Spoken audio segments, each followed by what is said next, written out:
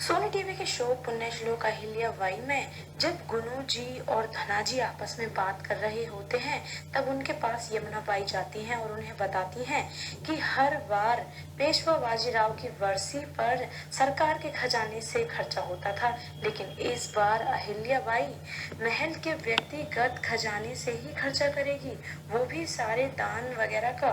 तब गुनू जी यमुना बाई की बातों पर ध्यान नहीं देते हैं और उन्हें डांटकर भगा देते हैं। और फिर उनके जाने के बाद धना जी गुनू जी को समझाते हैं कि यमुना बाई की बात बिल्कुल ठीक है, अगर अहिल्या बाई खर्चा करेंगी व्यक्तिगत खाते से तो फिर हमारी कमाई पर भी तो असर पड़ेगा।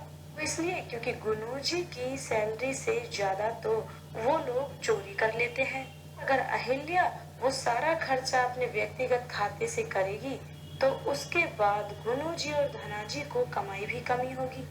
फिर उसके बाद गुनू जी और धना जी दोनों मिलकर अहिल्या बाई को वो सब करने से रोकने की प्लानिंग बना लेते हैं कि अहिल्या बाई जितना भी दान वगैरह में खर्चा हो वो सब सरकार के खजाने से ही करे।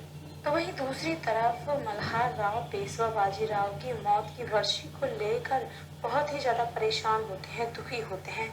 और फिर उनके पास जाती हैं अहिल्या बाई और अहिल्या बाई उनसे पूछती हैं उनका हाल। और फिर मल्हार राव कहते हैं कि अहिल्या, हम तुमसे झूठ तो नहीं बोलेंगे, हम बिल्कुल भी ठीक नहीं है। मल्हार राव कहते हैं कि हम जानते हैं कि सोचकर कुछ होगा तो नहीं, लेकिन हम अपनी सोच पर रोक भी तो नहीं लगा पा रहे हैं। जब जब पेशवा बाजीराव को याद करते हैं तब तब सीना छलनी हो जाता है। फिर अहिल्या बाई मल्हार राव को समझाती हैं कि आप जो काम कर रहे हैं, जितनी लगन और श्रद्धा से अपना कर्तव्य निभा रहे हैं, वो सब पेशवा बाजीराव देख रहे होंगे और वो खुश भी हो रहे होंगे।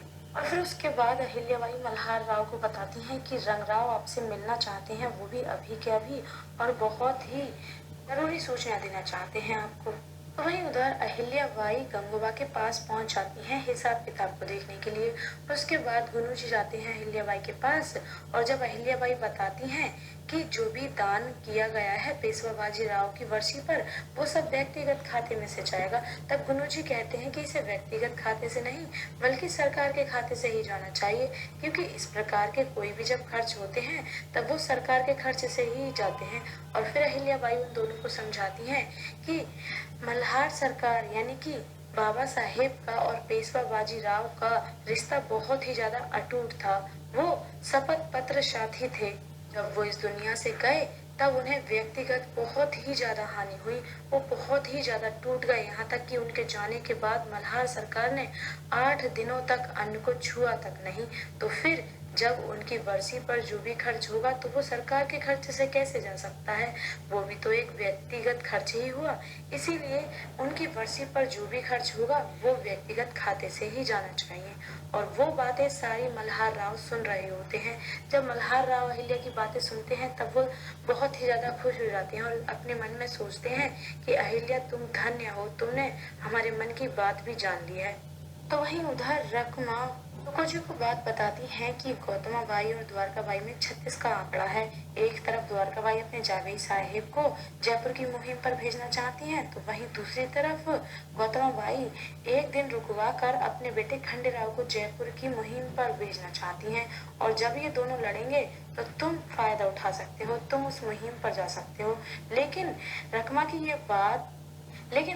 ये बात तुकोजी को बहुत ही ज्यादा बुरी लगती है और वो रकमा को डांट लगा देते हैं और वो कहते हैं कि मुझे सिर्फ मल्हार सरकार की आज्ञा का पालन करना आता है और मैं इस पालन को पूरे विश्वास और निष्ठा के साथ निभाता हूँ।